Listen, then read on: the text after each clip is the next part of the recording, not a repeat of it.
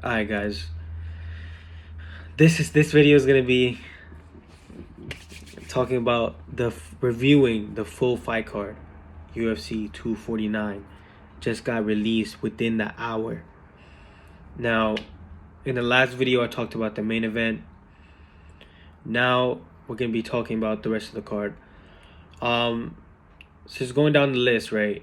Okay, Rose, they're keeping the same co-main event. Then we see Greg. Okay, first of all, why do I see Francis? Bro, we have the return of Francis Ngannou on this card. This card, this fight was scheduled for. Hold on.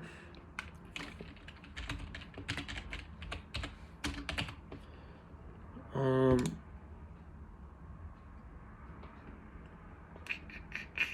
Okay, yeah. ESPN card. Okay, so this fight was scheduled for March 28th. It was supposed to be this maybe like last 2 weekends ago. Um, yeah, two weekends ago. It was supposed to. This fight was supposed to happen. So this fight, these don't have to be in shape, bro. Like, come on, these people don't have to be in shape. So this is it's a good fight to happen. But I don't understand why it's so down low on the card. Like, why is that not after the the championship fight? The women's championship fight, whatever that is. But instead, we got Greg Hardy, Jorgen De Castro. Jorgen is the dude from the Dana White Contender Series. I think they just threw this matchup together just by their body, their builds. Um, then Vicente Luque versus Nico Price. This is a nice fight right here. Welterweight fight. Nico Price is a very young, up and comer. He's had a lot of highlights already. But I think this is Nico Price's first. Let me see his last opponent, but I think this is his first very high level fight. Like Vicente Luque is on the top. He is one of the top guys in the division for sure. I think he fought James Vick last. Nico Price.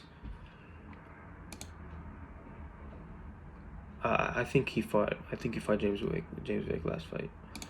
But yeah, but Vicente Luque is on another. He's on another scale. James Vick is not on that scale with Vicente Luque. Vicente Luque is up there with Michael Chiesa, Gilbert Burns, Leon Edwards. He's on that scale. He's on the top tier scale. I think he's. I don't know why he went. I thought he was top 10, but I'm looking at the rankings now, and he's 13. But whatever.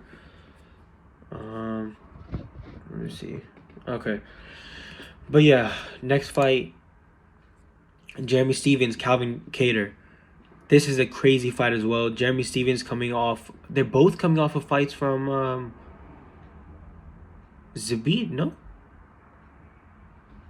Jeremy Stevens for yeah, they're both coming off of fights from no. Jeremy Stevens fought didn't he fight Yair. Yair, that was Yair's last fight. But they both fought Zabit, man. They're both coming off of losses. So this is a big fight. This is a big fight, not even just in the standings, but for both of them. These are both high level fighters too. Um, Calvin Kattar, I was very impressed with his fight against Zabit. Very, very, very, very impressed. I think that he showed a lot of improvements from his previous fight. I saw it in him though. I saw that he can like he's very, and I think he still has a lot that he can improve on. He definitely has a lot of potential. But Calvin Kattar was very, very impressive in his performance, even though he lost. But this is a big fight. I think this is a big fight for them too, to get them back in the top rankings. Again, I don't know what kind of shape all these fighters are in. I'm not sure, but then we got the Ngannou Rosenstrike fight. Rosenstrike. This fight, this is just like the Derek Lewis Francis Ngannou fight. Either it's gonna be super boring, or man's gonna get knocked out. But I think this one for sure is gonna be something's going down, because Francis has come back from such a long layoff, right? His last fight was against Stipe, man. Like, his last fight was against Stipe. Since then, Stipe's fought twice to DC, right?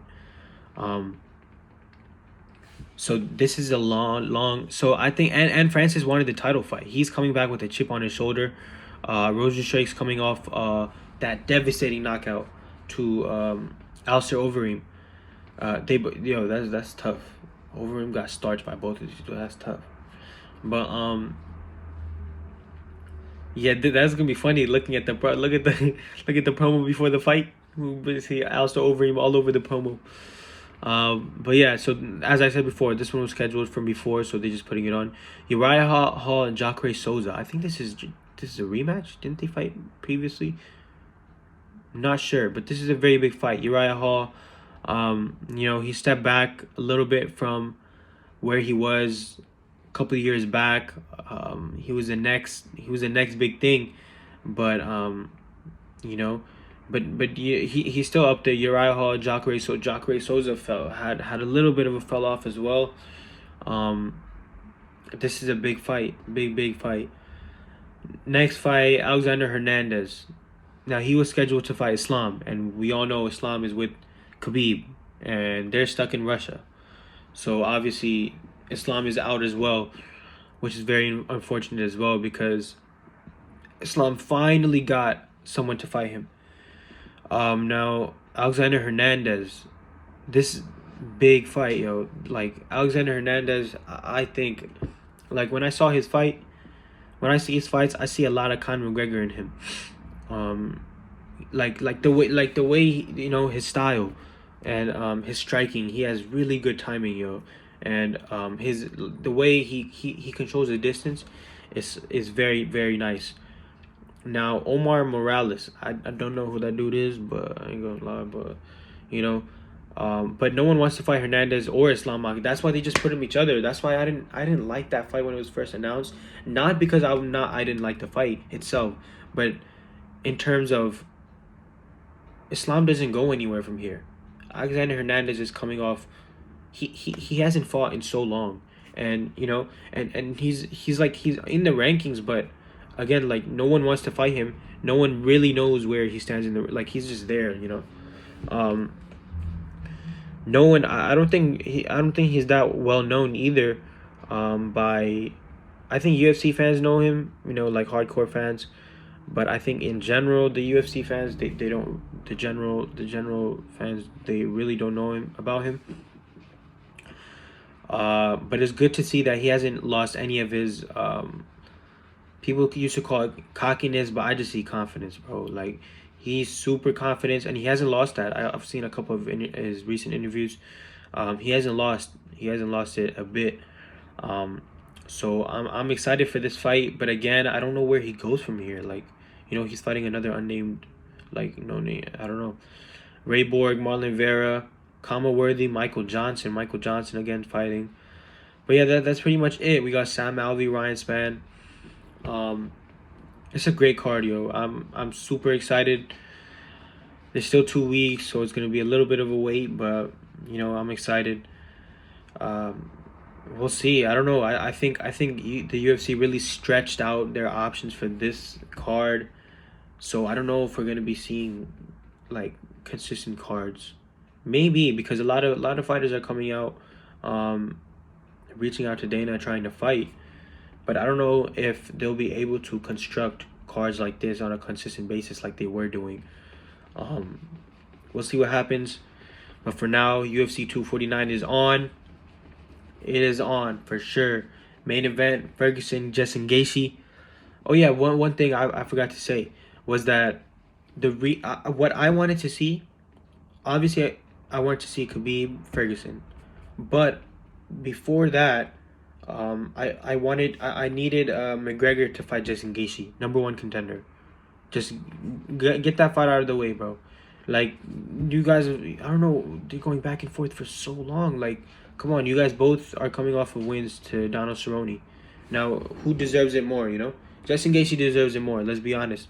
But McGregor, you know, I think he still needs to get through Justin Gaethje. I think he still needs to fight. He can't skip Justin Gaethje. There's no way he cannot skip him. He can't skip him at a title shot. But now I guess whatever with everything falling out, Justin Gaethje getting the title shot that he wants, that he deserves.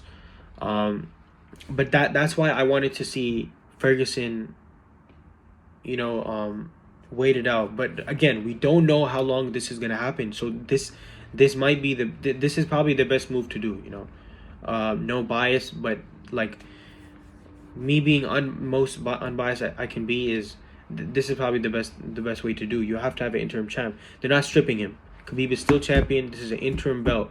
So as soon as Khabib can get back, and I think you know they've worked with the Russian government, and they've found ways of, you know, getting him back to the States. So that fight, the Ferguson fight can happen. It can definitely happen. Um, it can happen. Like just put him on the next card, you know, and put, you know, um, but I think they just want a big card. They just want a big main event. They don't want to throw the big card away, right? So I think they were kind of forcing Ferguson's hands a little bit. But Ferguson, you got to give him credit, yo. He did not need to take the fight. He took the fight for another interim belt. But they're gonna have, if Ferguson. This is the thing. What, bro? What if Ferguson loses? Like, then what? Then Gaethje's gonna fight Khabib. But Khabib is supposed to fight Ferguson, man. That's the reason why I want Ferguson to wait it out, because this is a big risk for him. This is too risky. Gaethje has nothing on the line, bro. Like, I mean, he does, because he's been wanting a title shot for so long now, and he's getting an interim title shot right now. But he's not in shape. He's just taking it because of the opportunity. It is because if he loses, you know, he's gonna drop down on the rank, like he's gonna be like Dustin Poirier is right now, right? Um, but you know, we'll see what happens, man. We'll see what happens. For now, those are my thoughts on the card. Excited. 2 weeks left. Big card on here. A lot of exciting fights. I can't wait.